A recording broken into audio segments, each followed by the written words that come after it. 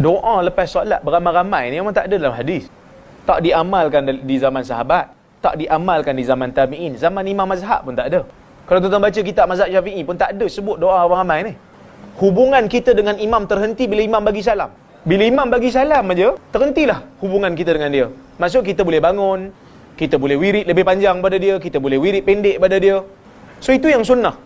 Kalau ada orang nak doa, doalah sendiri-sendiri, tak apa. Tapi kalau tanya saya, di antara doa lepas solat dengan doa dalam solat, baik doa dalam solat. Kerana doa dalam solat lebih afdal daripada doa di luar solat. Kerana ada hadis yang menyebut demikian. Sebelum memberi salam, dalam sujud, sebelum nak bagi salam tu, waktu tu doa, mustajab doa.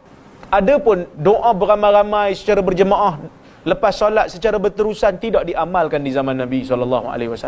Kerana tak ada hadis pun yang menyebutkan demikian. Nabi solat dengan sahabat dia 5 kali sehari di Masjid Nabawi. Kalau Nabi doa ramai-ramai dengan sahabat, dah tentu riwayatnya banyak.